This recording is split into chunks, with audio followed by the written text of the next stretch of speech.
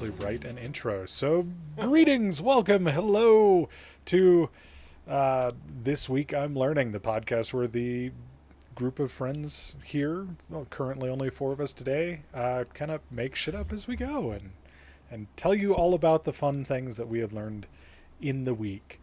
We are back off of holiday, and apparently I didn't rest enough to remember to write an intro. Hey, Cody. This is next episode week, 73. You're doing the intro. It's finally your turn. All right. Oh, I have lost privileges. This is what happens. We sorry, fire. Folks. Yeah, we temporarily fire Tricanus. Fire him on the podcast. Yeah, whatever. It's not really fire. It's more demote. Mm. Less work for me, so okay. This is episode 73, recorded the 10th of January in the new year 2022. Please let this be a better year.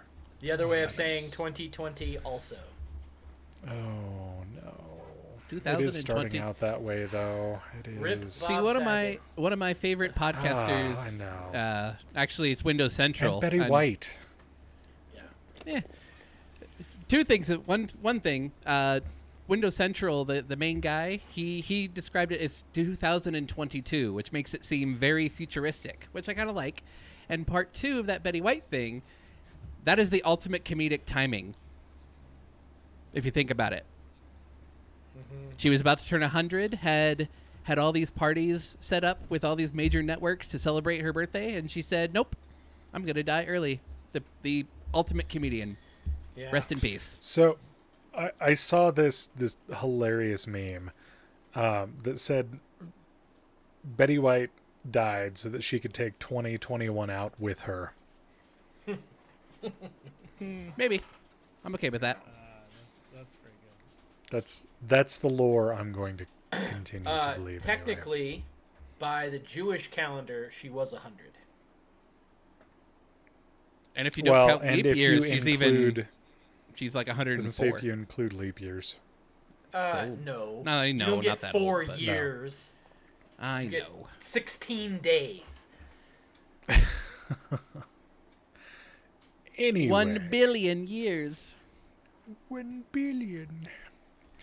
Anyway. Yes. So, on this episode, there's only going to be 3 of us doing a topic. We're kind of going back to that format. I think we did 1 of those before we had our New Year's special. Not yet. We have. This is the. I think we talked about. Or this is the first. This is the initial inaugural offering. So which is for our good viewers time. and listeners, what we're going to do is basically each one of the presenters is going to present for 3 weeks in a row, and then have 2 weeks off. And so, with that rotation, with everyone having their own rotation, there should be 3 presenters every week. That is not taking into account people's sick time and or vacation time from the podcast, as Especially it should be when I Tim's forget week, but he tell people. steps away and is traveling. How dare he enjoy retirement? So, stepping in this week will be Colton for Tim, but we'll keep you updated on the rotation. It should be easy to follow. Yep. Yeah. Bring a graphic and honestly, calculator. most of that is to help kind of tighten up the episodes to get us back down to that kind of 1 hour mark. That seems to be about the sweet spot for podcasts. Much longer than that, it starts not doing well. Much shorter than that, and there's not enough topics to keep people interested. So we're trying something new. Yep. So yes, New year, new with us, that baby. in mind, Charlie is going to tell us about the 3 body problems, and not the kind that will send you to prison. And you said my initial writing of my topic was bad. Mine was talking about bodies as in dead people. Yours was talking Okay. about something completely different. And Colton, thank you very much for typing vigorously. Yep. As we are a I realized- fly-by-wire podcast. Real quick, I'm like, oh shit, I'm the replacement. And I didn't do my part. Whoops, it's in there. Should be in there now. It is no longer a web of lies. It's true. See, the original plan was to have like Web of Lies be in capitals, so you like did it all dramatic like it's no longer a Web of Lies. But I fucked that up. It's fine. But who didn't fuck it up is Brandon, who's going to talk about the completely normal topic that isn't creepy in any way, 15 years of glass fruit. And I just want to, I'm not going to peel the curtain back all the way because I don't want to actually give the light of day to what he named it, either iteration of it, because both of which were very poorly worded. Like Nambla. Nambla was going to get involved. Just I no. already had 9 and 1 typed into my phone. That's all I'm saying. That's... You make it sound way worse than it was. I called it forbidden I'm sorry, fruit, buddy. and I'm gonna stop there. If you've got something in your teeth, we're gonna call it out, and you had something in your fucking teeth. Loved it. Okay. Loved it. Well, Charlie, tell us about the three-body problem. So the three-body problem, it dates back to Newton in the 1700s, when he was proving gravity. And the thing about proving science is you got to show your math. And a two-body problem is very easy to solve with math. Gravity, constants. As long as you've got enough paper and a pen and maybe some charts for the trigonometry, you can solve two-body problems constantly. And two-body problems are when an object that has a large mass has a object of smaller mass orbiting it. And you can predict the travel of those two objects. You can trace it back into the past, and you can actually trace it into the future reliably and predictably. That's one of the core tenets of science, is you got to be able to prove it and reprove it. There's a problem when you add a third body. So if you have a object orbiting multiple objects, it gets a little complicated. So what we're not talking about is the moon orbiting the Earth, orbiting the sun. That is not a three-body problem because of the mass variation between the moon and then the Earth and then the sun. There's also a very distinct orbit. Where there is a problem is when we're talking about objects that orbit the sun in the proximity of Earth. So not orbiting Earth. So this is, generally speaking, when three-body problems exist in a real-time problem, they very rapidly either find themselves ejected out of the problem altogether or crashing into one of the two bodies. Yeah, the initial conditions are like impossible to set up in real life. I don't think they've ever actually found a real three-body problem, have they? Oh, that is not true. There are Really metric fuckloads in our solar system alone of stable three-body problems. But it is teneted on something that was theorized and proven in the 1700s, 1800s. So there are what are called LaGrange points. LaGrange points are mathematical sweet spots for being able to prove the math of a three-body problem. But there are only 5 of them per set of 3 bodies.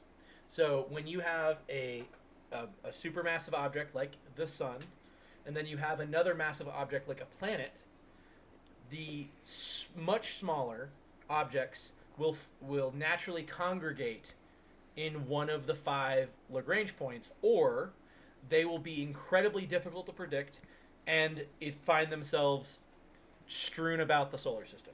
The So LaGrange points is basically when you have don't steal my topic. Okay.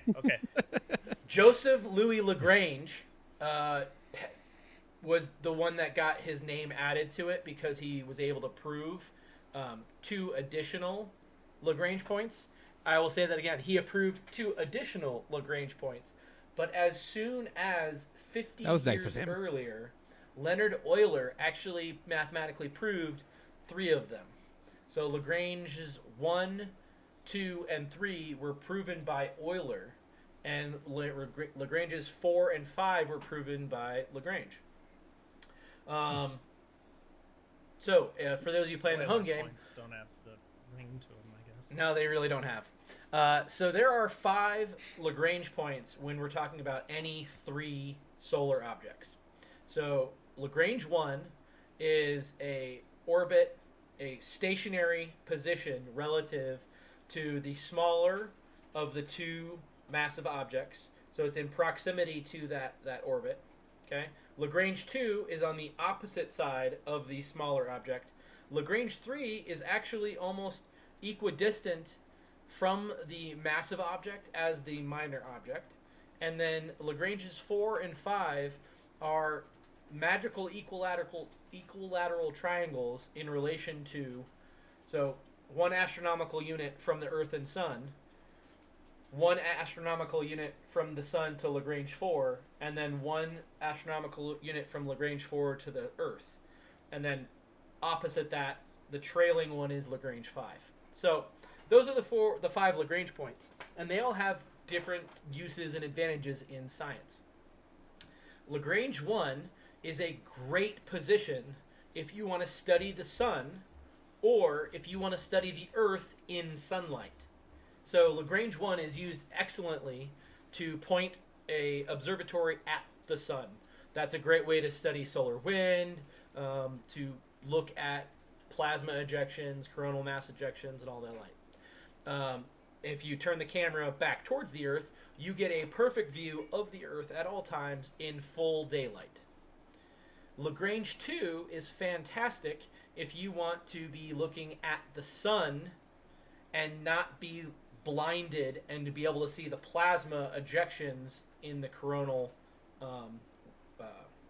profile. So it's fantastic if your sensors are very specifically sensitive to heat, because if you add the fact that you're most likely on the far side of the Earth and Moon, the temperature is dramatically lower. You're stealing my topic. Only a little bit. Only sorry. bits of it. Only a tiny bit of it. It's okay. Keep going. Lagrange 3 is fantastic for science fiction. And here's the reason why. If you wanted to hide from the eyes on Earth, you would want to hang out in Lagrange 3 because it is completely eclipsed by the sun at all times. And the sun is eclipsing Earth from their perspective the entire time. So if you wanted to quietly enter a solar system and like attack Earth, hide in Lagrange 3. Lagrange 4 and Lagrange 5 have very specific natural uses. Do you mind, Charlie? Do you mind if I display a background? No, please. Okay, because I found one that kind of explains these. Yep, and you're actually, I'm getting there. I'm getting there in about 2 minutes. So you're good. Lagrange 4 and Lagrange 5 hold on to objects called Trojans. So Trojans are asteroids or other small bodies that are caught in Lagrange 4 and 5. And Jupiter's notoriously huge Trojans in the Lagrange 4 and 5 area account for a significant portion of all of the asteroid material in the solar system. Huge amounts. Okay? Theoretically speaking, if you were to put an object in the Earth and Moon's Lagrange 4 and 5, they would be optimum for a space-based colony, a self-sustaining space colony that we wouldn't have to worry about, transit times. They would always be constant. Gravity is much less of a problem at that interval as well. And more importantly, it would be the optimum place for a interstellar shipyard, because you wouldn't have to worry about escaping the Earth's gravity. You wouldn't have to worry about escaping the Moon's gravity. You're in a stable orbit.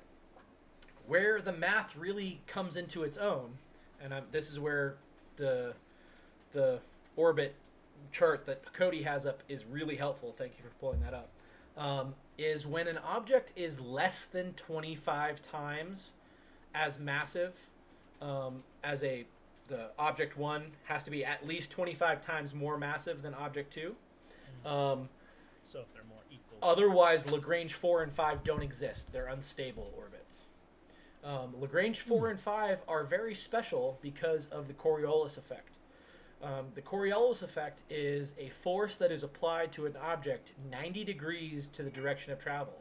So Lagrange 4 and 5 without energy input will have tiny circular orbits. Almost no energy required at all, as long as LaGrange 4 and 5 exist.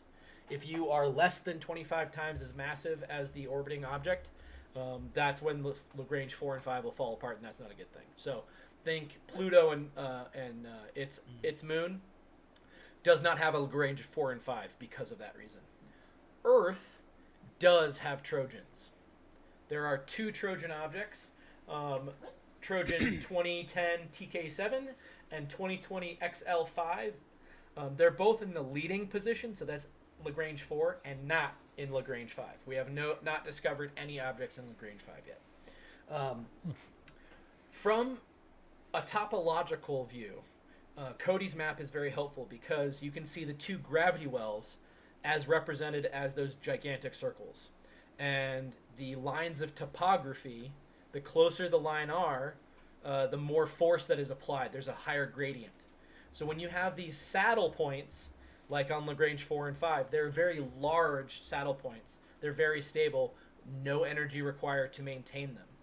LaGrange's 3, 1, and 2 all have a very similar problem where, yes, they do have a saddle, but it is un poquito, and if you don't get it perfect, it's very easy for an object to fall out of that LaGrange point. So James Webb telescope is going to LaGrange 2, and it does have a lifespan in that point, and it's because of the LaGrange 2 not being a perfectly stable orbit. It's good. It's very fuel efficient, but it is not fuel free. If we were really, really being like, woo, we would have put it in a LaGrange 4 or 5, but the fuel on the front end of the trip would have been almost impossible to put. We would have doubled the size of the launch vehicle. It would have been very not successful. So that's LaGrange's. Now, what's very interesting is the why. And the why took me a while to figure out. It was literally on the drive home from work tonight. I was listening to a video by one of my favorite YouTubers. And he's one of my favorite YouTubers because of Kerbal Space Program. And I watch his videos all the time for the how-tos and the whys. And it's a guy named Scott Manley. And he doesn't try to talk down to you. He talks at 35,000 feet. Good luck keeping up. And when you do, it's like, oh, that fucking makes sense. LaGrange 1... Yeah, but he does it in such a way that you can understand. Yeah, he makes it accessible without dumbing it down. LaGrange 1 is orbiting the sun. It is not orbiting the Earth. It is orbiting the sun. And if the object was not influenced by the Earth, its orbital period would be shorter and thus have to travel faster in order to maintain orbit and not decay or eject, right? Earth's gravity is slowing down LaGrange 1 in order to keep it stable into that orbit.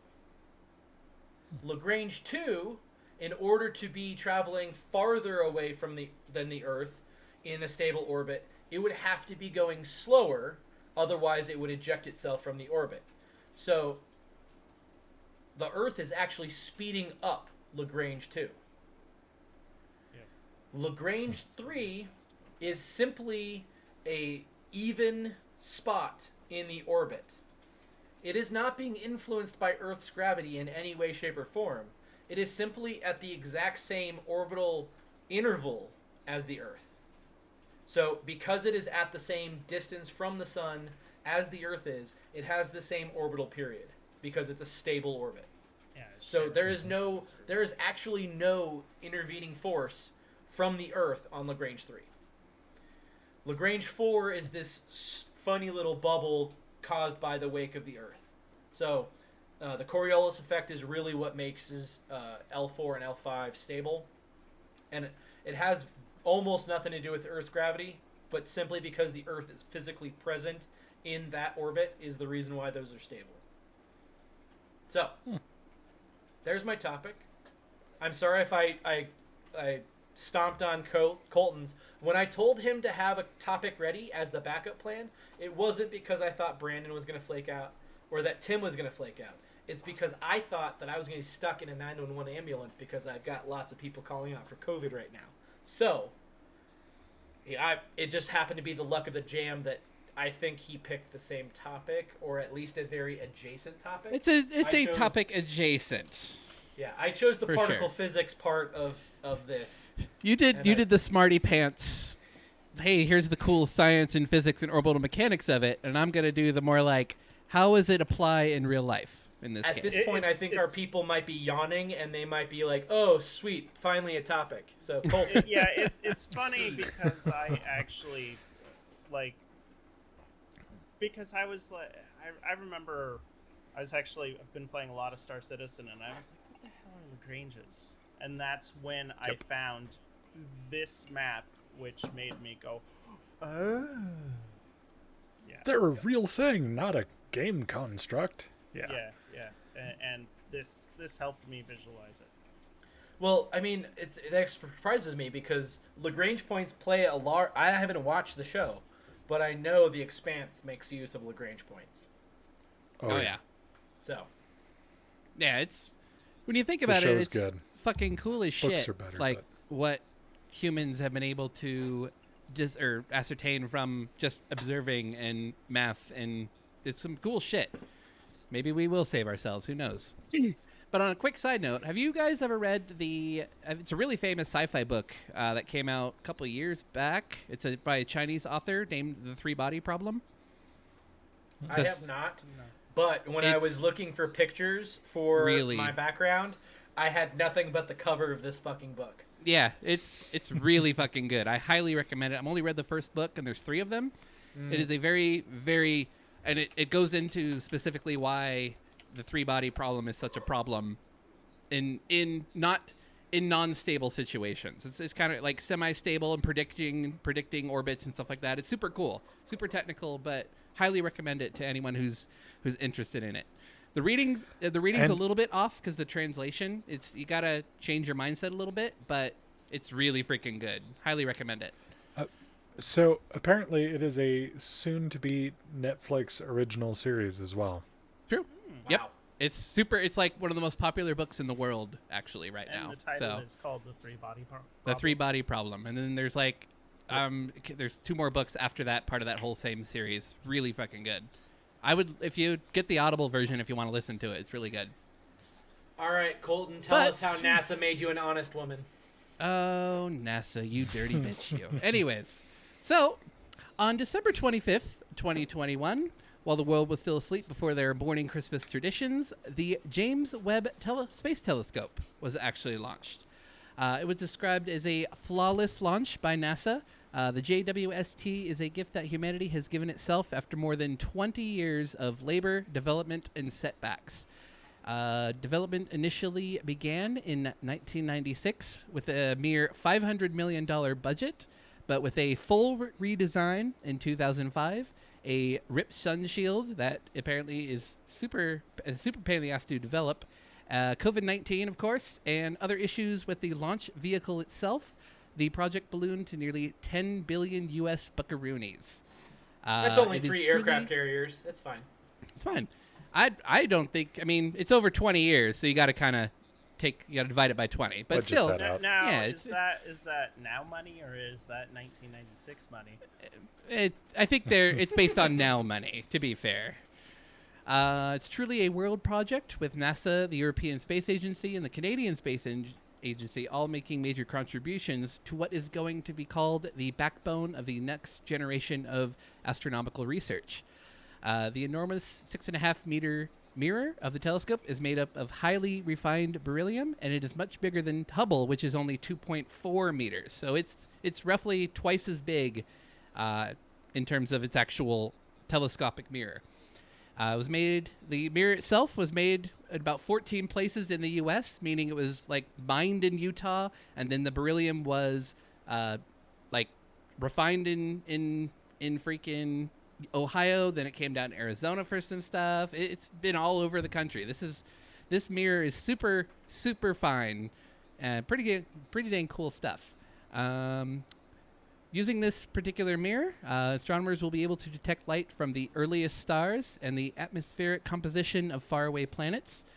And as of recording of this episode, engineers have announced that they have actually finished deploying the actual telescope and everything. So it is officially a telescope now. So this was kind of the last major hurdle that the engineers had to get through. So it's pretty damn cool. I was going to go into L2 a little bit to explain its location, but Charlie already explained it very well. He did mention that L2 is a very good location to obviously look towards the sun if you wanted to see the corona. Turns out if you point it the other way, it's actually a very good location to look into space as well. The highly sensitive equipment apparently will be kept at around a temperature of negative, 370 Kelvin or something like that, which is basically absolute zero, but it's still, these sensors are so sensitive that even a couple degrees warmth will actually affect the clarity of the image. So we're talking super, super, super refined sensors here. So the hot side of the reflective material is 185 degrees, and the cold side is 388 below zero. Yeah, it's wild. Like and yes, the L2 location is a good spot for heat dissipation, but even with that, it's still, the sun will still come. So it's got like a 5-meter sun shield in addition to its mirror. It's super cool, honestly. But here in the next 5 months or so, they're going to be doing tests, they're going to be doing calibrations, and hopefully we'll get our first images in the next couple months or so. They'll probably be test images, so they won't look that good, but 5 months of calibration. Yeah, it's still better than obviously any one of us could get right now, but in the next few years, there's about 1,000 requests already to have major time on the telescope, because they're going to be searching areas of space that Hubble has never even been able to see. I mean, I don't know if you guys are familiar with like the Hubble Deep Field, or the Hubble Ultra Deep Field, like the photo of a tiny spot of space that scientists thought there were no stars, no nothing. Turns out there was like 10,000 galaxies just in that tiny little, I want to say it was like the size of a little bit like a penny if held at 25 meters away or something of space, a super, super tiny bit. And this telescope is supposed to be able to knock that out of the water. So in the next couple of years, we're going to see some unbelievable stuff. It's going to change astronomy and cool shit. So I think the coolest part about it is, theoretically speaking, we'll be able to see past the Big Bang. Yeah, that's why I said it. That's why I think I consider it a gift for humankind, because it's time travel is what it is. We're looking into the beginning of everything. We're gonna understand things that. Putting it. Yeah, I mean that's why it happened on Christmas. Come on, man, it's a gift.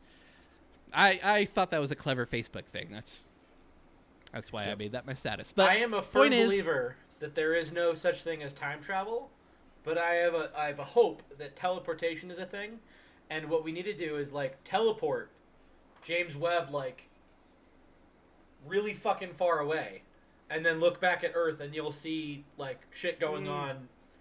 Have live history. Oh, yeah. We'll see if. That's one of the interesting things. Like, once we are able to travel faster than light,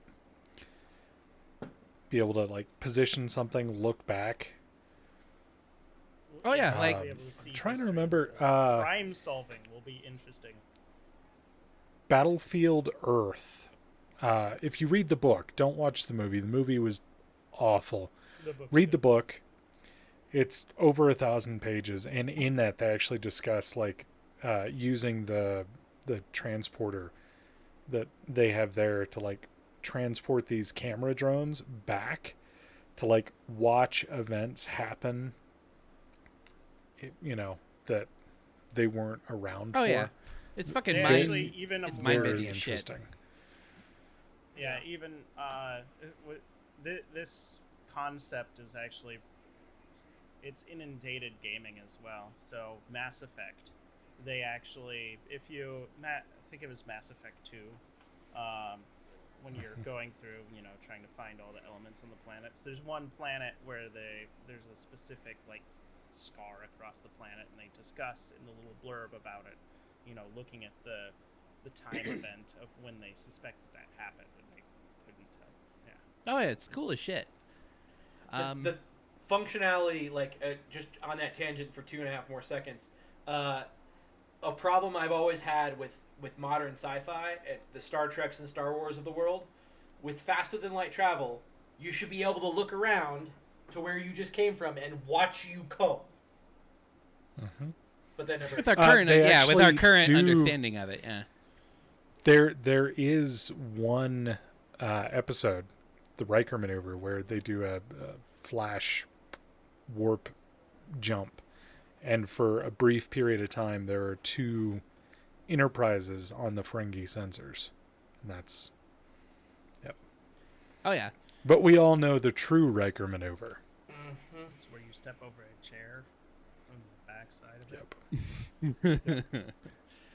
So just to bring it back real quick for a conclusion. So combining the James Webb Telescope with the solar probes that I can't remember the name of it off the top of my head right now, but the solar probe that we sent to the sun, fastest object in human history, the Very Large Array radio telescope in New Mexico.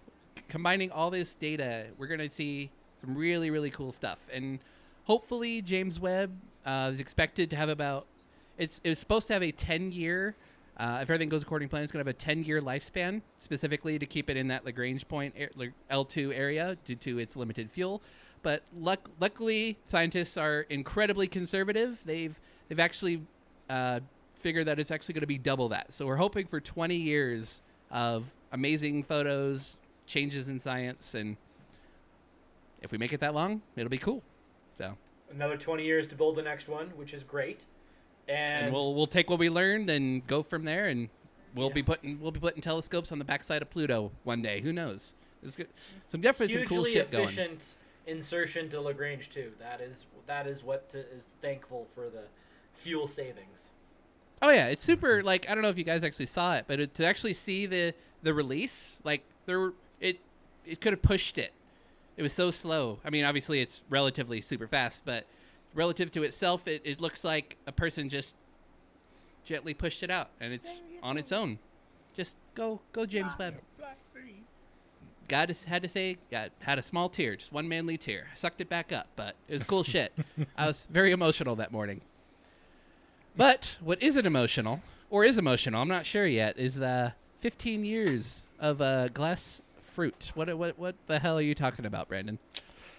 Yep, Charlie already knows. He's grabbed out his trusty iPad. So, January 9th, 2007, Apple made an announcement. Let me pull up a quick little slide to... Right there is the man himself, Steve Jobs, holding up the very first iPhone. Man, we've come far. So far. But also not really. But I'll get to that. So the very first iPhone was introduced. So as we're recording, this was yesterday, 15 years ago yesterday. This innovative device pulled together the best of devices before it and aimed towards the future. Ditching a physical keyboard, it would be the defining phone design even 15 years later, with little changing outside of smaller bezels and thinner profiles within the mainstream market. I mean, of course, the current hotness right now is folding phones, but they're not the majority. The majority are still your standard glass slabs. That very first iPhone sold 6.1 million units, came equipped with a 3.5-inch 320 by 480 screen, packed a 32-bit Samsung ARM processor that was underclocked. Oh my God, you snuck it in. One. I did not see that one did. coming, and I am angry. I am so fucking mad at you now. I thought we Finish were your fucking pink safe. drink. I need a fucking Always arm day, boarding baby. pass 'cause I'm getting Always the fuck arm outta day. here now. Always arm day 'em. So this processor was underclocked to 412 megahertz for increased battery life, and the battery was 1,400 milliamp hours. Compare that to the current iPhone 13, which is the base model. It has a 6.1 inch screen, 2532 by 1170, an Apple A15 64-bit processor with 6 cores running at 3.23 gigahertz and 3,240 milliamp hour battery. What I'm curious is But the here's- size of the battery of the like in the phone Right. compared to each other. Yeah, battery like the technology phone just- cell size. Yeah, leaps and Way bounds on different. that. Oh, yeah. But here's an interesting little bit of trivia that not everyone knows and not everyone remembers who lived through it. Initially, you weren't able to install third-party apps on these. The initial iPhones, until the summer of 2008, were locked to web apps and built-in apps only. There was no store. Was There no was Wi-Fi no way either, to get right? other. Wasn't it only on the AT&T network? Was the only first on version? AT&T. Yep. Glad that shit didn't Yeah. go through. Holy shit. So, even though this is the phone most people think about when the term smartphone is used, the competition at the time was arguably smarter. For instance, I myself was using Palm Pilot. one of these glorious bastards. Singular. The Trio 680. Yeah, Singular, from when AT&T became Singular, and then later Singular became AT&T again because reasons. I had coworkers at the time using Blackberries, and even one of which Charlie knows, who was using a Singular 8525 Pocket PC, which ran Windows Mobile, I think That's what I was 5.0. using. You were I was using it. using that one. I And- copied him. Yeah. Yep. So I guess 2 people were using Pocket PCs. And as a side note, I was so incredibly jealous of you guys. It wasn't funny. The way it like flipped out to the big keyboard and the Windows software like Word and Excel and Outlook, it was like a mini laptop. It was my dream come true. But I was so enmeshed in the Palm OS. I already had apps. I knew how to use it. I had all the plugins because I had been using a non-cellular black and white grayscale Palm Pilot from like high school. Anyway, with all of us being in EMS at the time that were using those kind of phones, these smartphone predecessors were all the rage. Fun for downtime, but incredibly power in the field. GPS mapping and instant lookup of medications was massive. It was a game changer. And I remember watching the Apple announcement with Steve Jobs saying, "One more thing." I was a skeptic. Sure, it was beautiful, had a bigger screen and better camera than my Palm, but surely typing on the screen would be awful. I remember actually distinctly saying to the screen, "Thanks, but no thanks. I need my keyboard."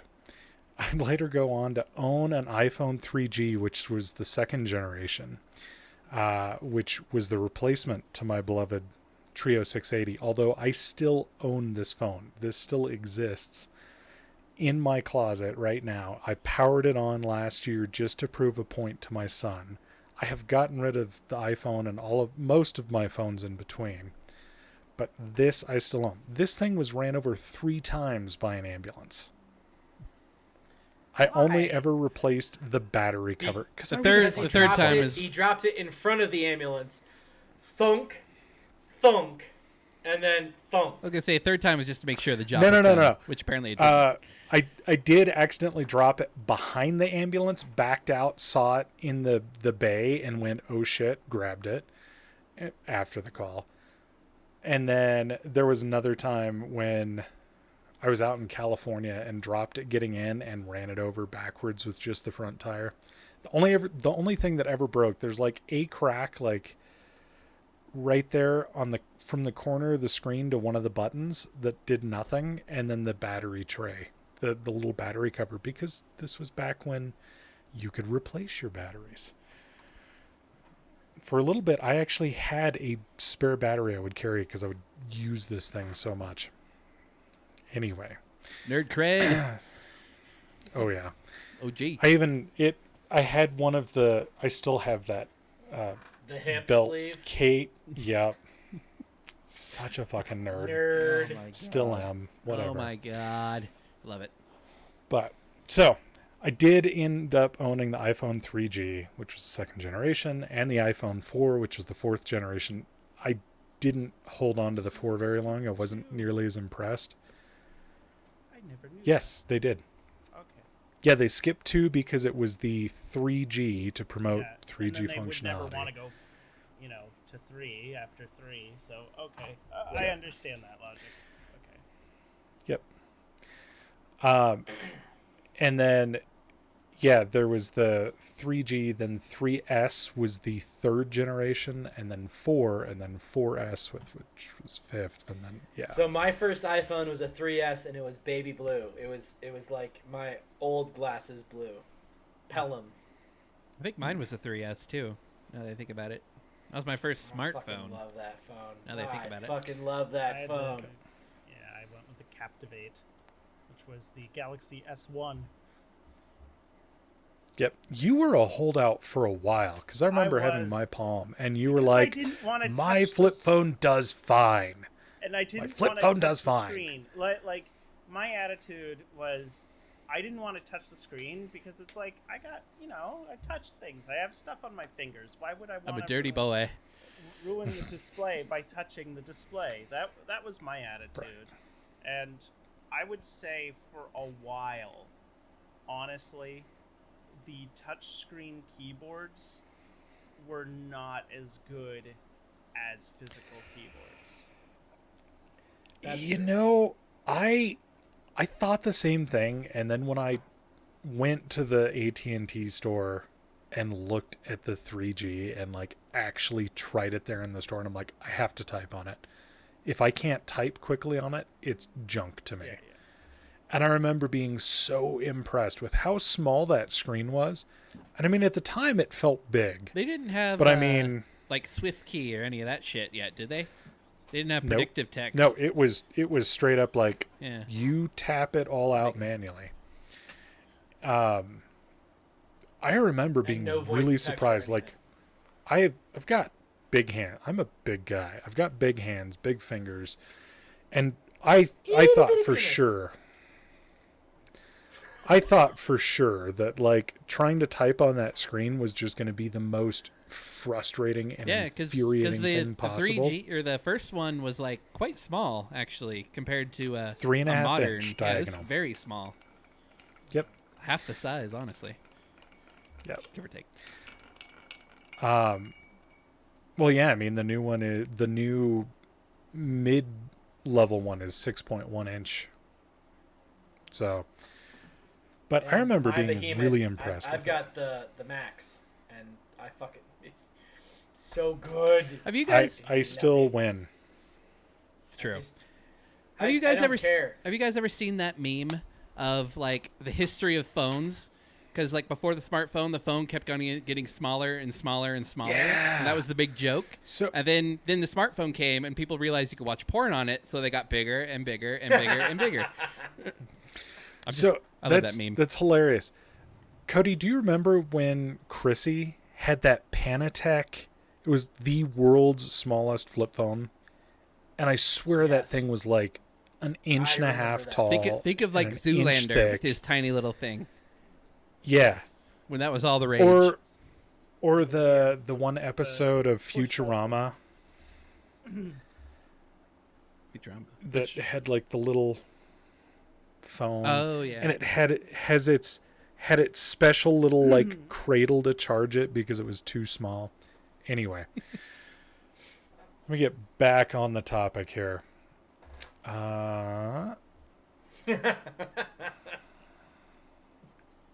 Somewhere. Here we go. It's crazy to think where we've come from there. Sure, the slab form factor is pretty much the same. Apps have come a long way, though, as has performance. Cameras, wow, what a freaking difference. I remember trying to use my trusty Palm Trio to take shots of scenery, people, documents. All of them looked great on the phone because the sensor on it had the same resolution as the display. So the second you export those files off, try and print them out, put them into a document, trash. Just barely recognizable mess. But compare that to now. For most things, my current phone, the Samsung Galaxy Fold 3, is as good as a point-and-shoot dedicated camera. Honestly, better thanks to better image processing and like smart AI stuff. It even puts up a decent fight with my DSLR until you put the DSLR into manual mode and RAW mode, and then spend time fiddling with settings and pictures after the fact. And also, have a degree in the difference between photography. night photography with the DSLR and night photography with a phone when you're trying to shoot fast things at night. That's when Yes. phone cameras fall Yeah. apart. Is anything No. like if you have Well, yeah, all the there's- time in the world at night, you're fine. But if you're trying to catch something that's moving quickly at night, it Well, yeah, falls it's apart the quickly. size of the. I mean, that's just physics. Yeah, it's size of the sensor, speed of the shutter, and all that other crap. Aperture size and focal length Yep. and cool shit. But if you put my DSLR in automatic in most settings, if it's just shooting out a JPEG file, in most situations, my phone takes better looking photos until you really dial in and start getting into weird situations, or you Like, put the DSLR on. For me, the biggest difference, ironically, here's my DSLR. It's because you're going to be shooting in JPEG mostly with a smartphone, even with all the processing. Mm-hmm.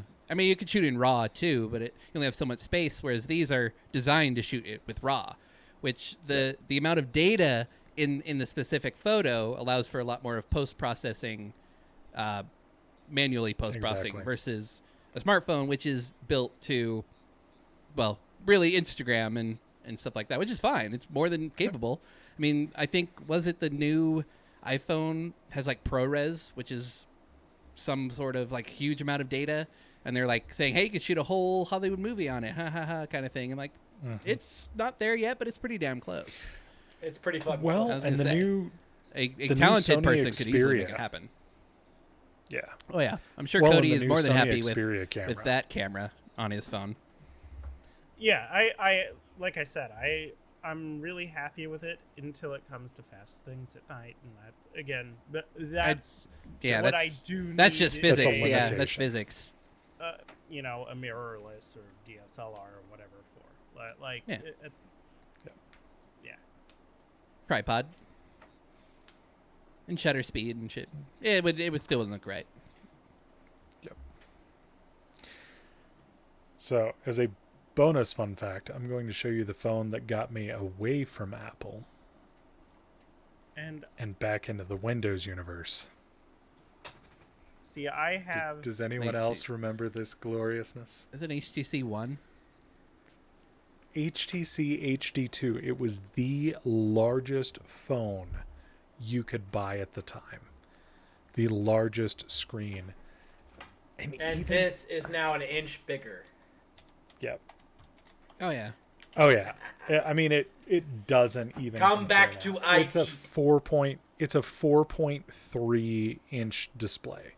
So it was almost an inch bigger than the iPhones at the time, which were already considered huge. This was kind of the start of the phablet thing before phablet. Before will it phablets fit were your actually pocket? a thing. Yeah.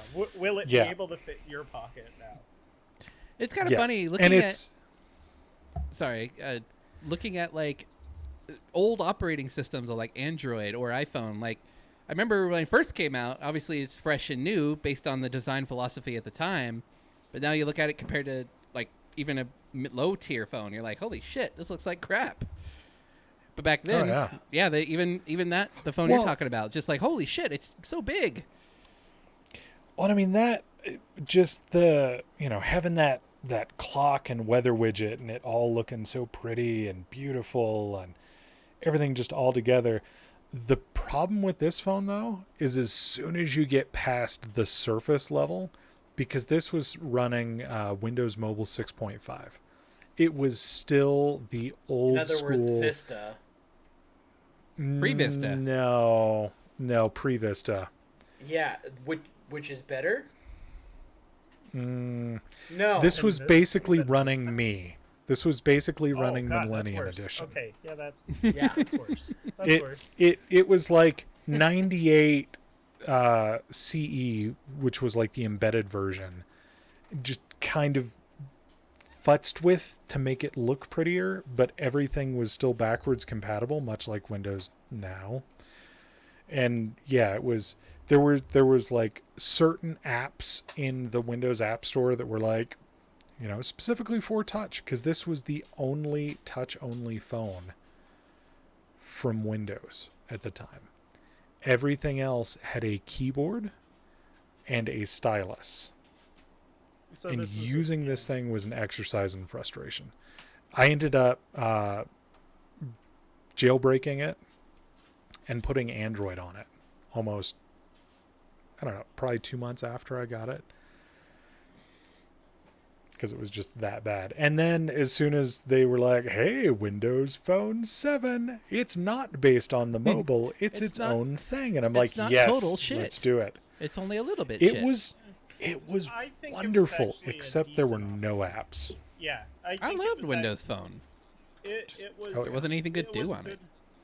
Yeah, it was a good OS. It just was badly No, sold and maybe There was too no late for the software. market. There was no software Yeah. for it. Like the hardware and the actual operating system for me was really good, but you couldn't utilize it the same way with an iPhone or an Android in terms of its developer support. It didn't have its own Twitter app, like actual official Twitter app Yeah, it for the entirety It's of janky. the operating system. was jank as shit.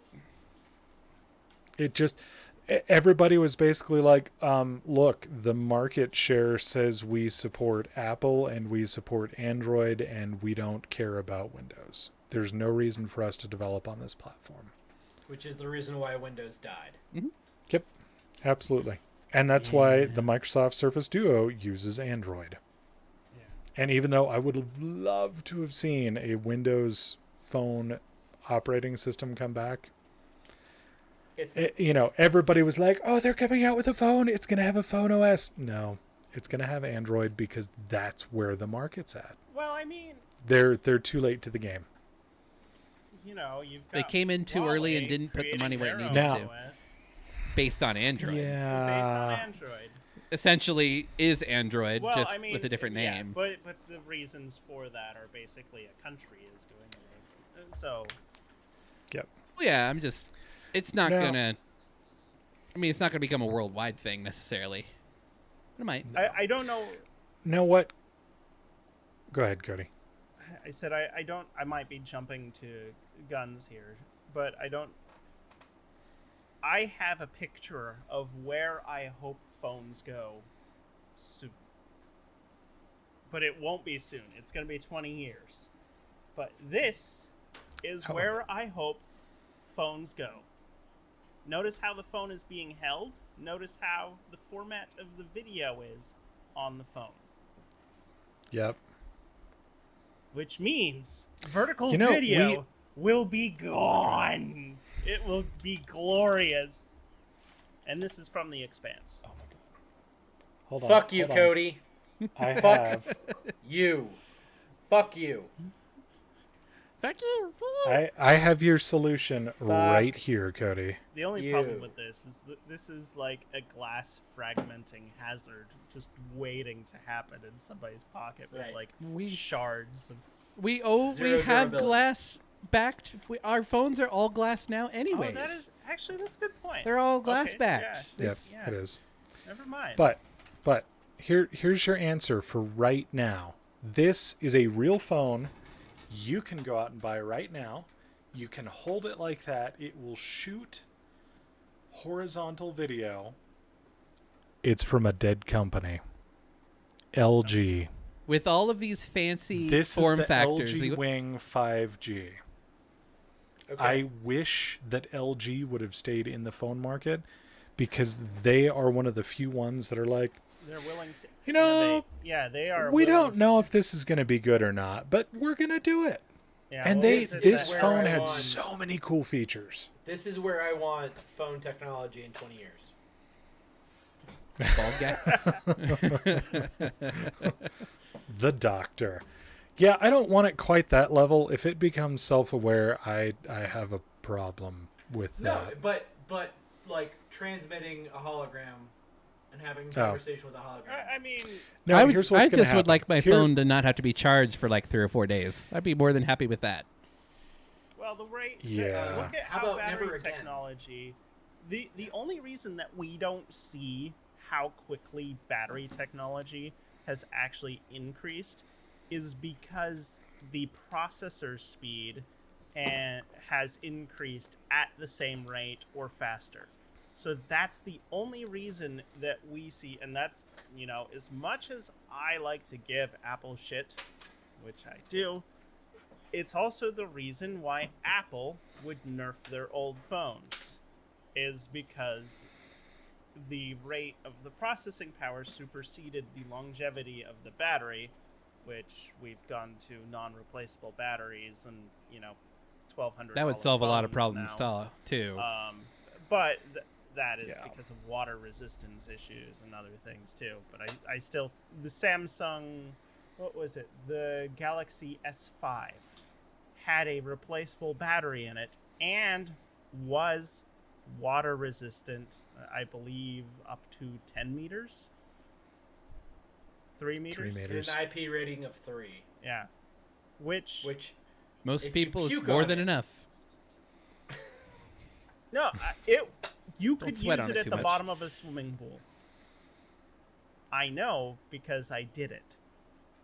The shallow end. I didn't do the deep end. Yeah, for I was exactly scared of the deep end. less than 30 seconds. No, 30 minutes. You shouldn't be using You did electronics it in for the 30 water like minutes. that, anyways. I Necessarily. used like, my Xperia in a pool. I have pool pictures. right, but you shouldn't be like diving with the- it necessarily. Like, Yeah. unless it's like specifically I- designed to be dived with, it's still electronics that's attached to you in some way. Yeah, but Dove. it's the same thing. yeah, Yeah, whatever. exactly. Watch. Divided. Have I had, divided. like the Timexes of old. Like they have had water resistance ratings for such a long time. Right, but they're not electronic. They're They mechanical. are. My Okay, calculator gentlemen. was Okay. Oh, dive I in the wanna deep play end with your Halo. calculator then.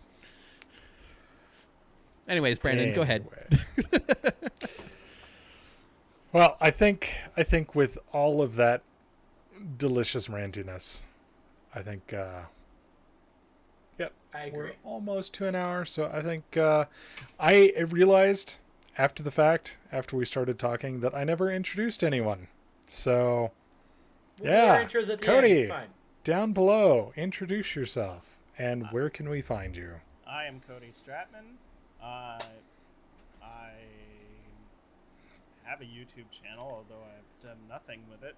So subscribing- His name is also Psycho Nitrous and Zito Valder. Yep. And there we go. Okay, Colton. The name's Colton Roper. I go by Seeker4761 and all the things.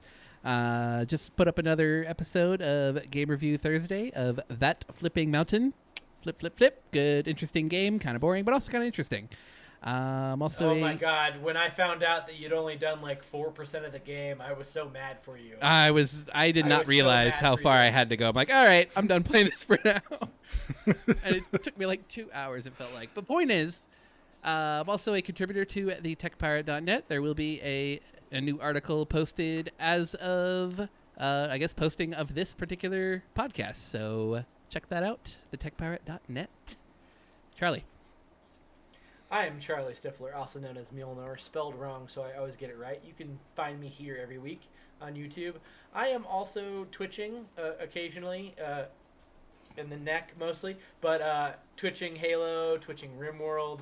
I am currently, and this is news for two of the three of you, I am currently writing a D&D campaign that is not traditional D&D, and I would very much love to stream our D&D game. So I am going to be writing it. It is going to be sci-fi. It is going to be ship-based, but it is not going to be the same as the last time I D&D'd a ship-based game. I'm not allowed to roll d20s and teleport tanks outside anymore. No. There's going to be We some can't just fuck hack you the Brandon ship. rules. No. So, D20! no. D20! That is not going to happen this time. So, Brandon, take us home. Well, I am Brandon Vader. I am working on getting all of the social things worked out to Captain Dracanus, just for clarity, because I'm Dracanus some places, Dracanus to Vader, B Vader 86. I'm a mess.